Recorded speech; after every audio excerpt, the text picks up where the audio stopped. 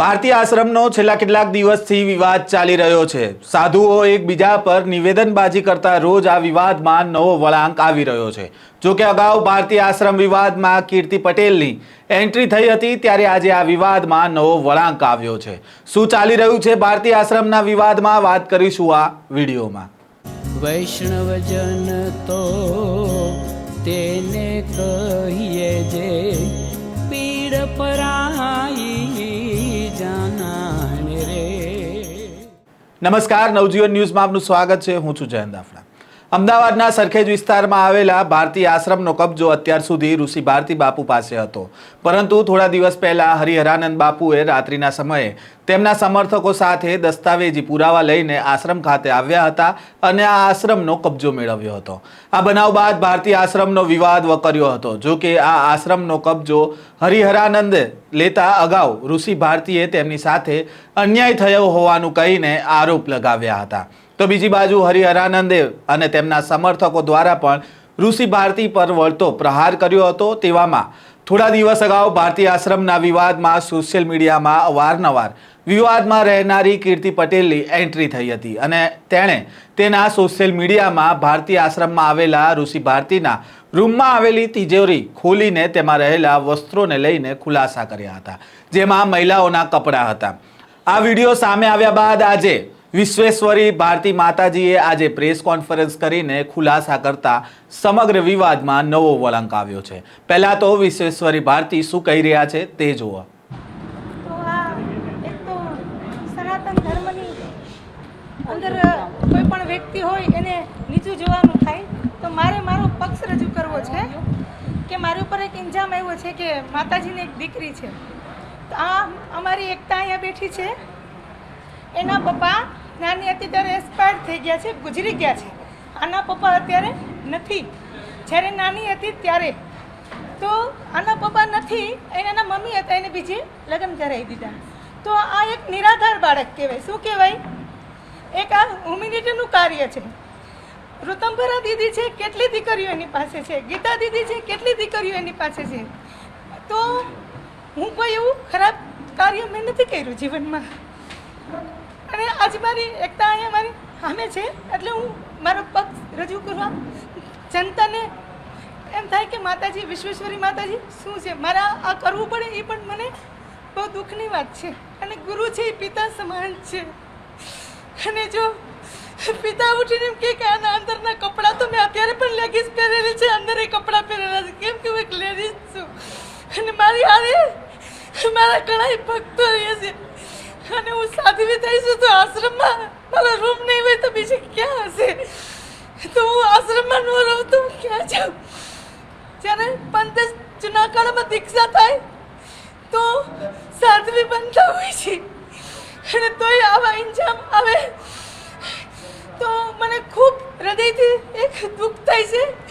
અને જે ટોયસ રમકડા છે હું સ્વીકારું છું, અમારી એકતાના છે, અને બધાય ભક્તોએ આપેલા છે મારી એકતાને ગિફ્ટમાં, અને મારી આને બીજી પણ છોકરા નાના નાના હોય છે। તો હું કોઈ ખરાબ કામ નથી કરી રહી, જેના મા બાપ ન હોય એ આશ્રમો જ મોટા થતા હોય। સીતાજી હતા તો નાના નાના લવકુશ મોટા થતા હતા, તો આશ્રમમાં બાળકો તો હોવા જોઈએ, કોઈ મારું ખરાબ કામ નથી। તો મને આ વસ્તુ ત્યાં 3 દિવસથી બહુ અંદરથી વિચલિત છું કે પરમાત્મા, પ્રોપર્ટીનો મામલો અલગ છે, તમે કબજો લઈ લીધો એ વસ્તુ અલગ છે, પણ મારી ઉપર આ વસ્તુ મને બહુ દુઃખ થાય છે। એક મારો બાપ છે, હરિહરન બાપુ છે, બાપ ઉઠીને દીકરીના કપડાની વાતો કરાવે, કેટલું રેટ છે। હું એટલી બધી અંદરથી વિચલિત થઈ ગઈ કે ઓચિંતાનું મારી ઉપર શું થયું। અને આશ્રમમાં રહેવાનું મને હક હોય, હું સાધુ છું, હું પણ શિષ્ય છું, હું પણ એક સાધ્વી છું। મોટા બાપુ જ્યારે હતા વિશંભર ભારતી બાપુ, હું ત્યારથી છું, અત્યારે નથી એવી। મોટા બાપુ મને ખૂબ લાડથી રાખતા, તો કોઈ પણ દીકરી સંતો થાય, સાધવી બને, અને આવું થાય બહુ દુઃખ થાય છે હૃદયમાં, કેમ કે એક સંસાર મૂકી અને સાધુ થતા હોય છે। હું સાધુ છું, અત્યારે મેં આ લેગીસ પહેરી છે તો મારે કાઢી નાખવી। મારા અંદરના કપડાં હોય તો હું પહેરી જ શકું ને. આ મને સવાલ કરો ને તો પણ મને દુઃખ થાય છે આ વસ્તુનું. આપણા મહામંડલેશ્વર વિશ્વેશ્વરી ભારતી માતાજીને અહીંયા ગાદીપતિ તરીકે બેસાડ્યા છે. એ પણ વકીલોની હાજરીમાં, સેવકોની હાજરીમાં, સંતોની હાજરીમાં એનું નોટરીરાઇઝ લખાણ બધું થયેલું છે. તો પછી તમારો જે ટ્રસ્ટમાં કોઈ હક હિસ્સો નથી અને છતાં પણ તમે દાવેદારી કરવા એક માત્ર ને માત્ર પ્રોપર્ટી પ્રાપ્ત કરવાની એક લાલચા, હું તો કહું આપનું સ્ટેન્ડ કેમ સ્થિર નથી રહેતું? આજે અમદાવાદના સનાથલ ખાતે આવેલા લંબે નારાયણ આશ્રમ ખાતે સંતોની બેઠક મળવાની છે. આ બેઠકમાં ઋષિ ભારતી બાપુ પણ હાજર રહેશે. ઉપરાંત આ બેઠકમાં ગુજરાતના તમામ સંગઠનોના પ્રમુખો અને હોદ્દેદારો ભેગા થશે.